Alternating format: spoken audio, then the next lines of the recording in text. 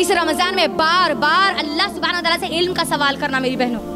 میری یہ ایک چھوٹا سا ایڈوائز ہے آپ سب کے لیے کہ اللہ سے علم کی دعا مانگنا. ربی زدنی علما، ربی زدنی علما، بار بار مانگنا. کیونکہ آج ہمارے مسلمان ماؤں اور بہنوں میں علم کی اتنی کمی ہو گئی کہ آج ہم ہمارا خود کا وجود بھول چکی ہے. دین کا علم نہیں ہونے کی وجہ سے، دنیا کا علم نہیں ہونے کی وجہ سے. ہاں پکوان کا علم ہے، گھر گرہستی کا علم ہے، انہوں کیا بولے تو انہوں کیا بولنا، انہیں ایسا کری تو انہیں ویسا کیا کرنا، وہ معلوم ہے. لیکن اصل کامیاب جس علم سے ہم کو ہونا ہے وہ علم آج ہم کو نہیں. تو لہٰذا ہماری کیا ذمہ داری ہے؟ اس بار کیا مانگیں گے ہم اللہ سے؟ انشاءاللہ علم مانگیں گے. سب سے پہلا حکم اللہ تعالیٰ قرآن کا کیا دیتے؟ اقرأ بسم ربک الذی خلق. سب سے پہلا حکم ہے. سب سے پہلا حکم روزہ نہیں ہے، سب سے پہلا حکم اللہ کی توحید نہیں ہے، سب سے پہلا حکم حج نہیں ہے، سب سے پہلا حکم زکوٰۃ نہیں ہے. سب سے پہلا حکم ہے پڑھو، علم حاصل کرو. بہت اہم چیز ہے. ہم بوڑھے ہو جائے لیکن ہمارا علم بوڑھا، علم کے لیے کوئی عمر کی قید نہیں ہوتی. آپ احمد دیدات کو جانتی ہیں؟ احمد دیدات رحمت اللہ علیہ 70 سال کی عمر میں اسٹیج پر آتے ہیں اور پوری کی پوری کرسچینٹی کو ہلا کر رکھ دیتے. کبھی دیکھو، جاؤ یوٹیوب پر جاؤ، الا بالا فلا کی ویڈیوز دیکھنے کے بجائے کبھی ایسے لوگوں کی بھی ویڈیوز دیکھو. کرسچنز کئی بار 7 سے 8 بار ان کی بائبل کو بدل چکے ہیں صرف احمد دیدار رحمت اللہ علیہ کی وجہ سے.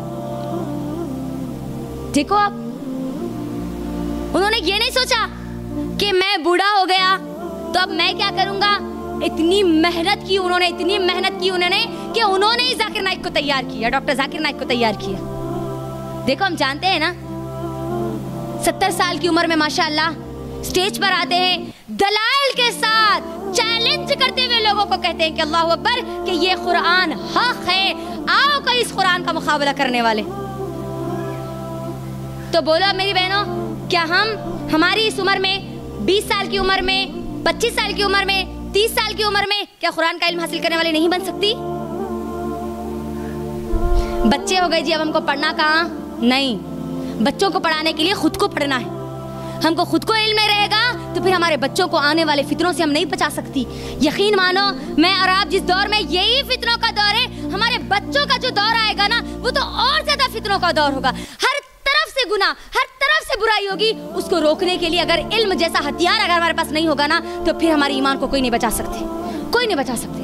لہٰذا دعائیں کرو اللہ تعالیٰ سے، علم کی دعائیں کرو، جنت کا سوال کرو. اللہ کا وعدہ ہے کہ اگر کوئی بندہ 3 بار جنت کا سوال کرتا ہے، 3 بار جہنم سے پناہ مانگتا ہے، تو اللہ تعالیٰ، جنت کہتی ہے کہ اے اللہ اس بندے کو جنت میں داخل کر دے، جہنم کہتی ہے کہ اے اللہ اس بندے کو جہنم سے بچا لے.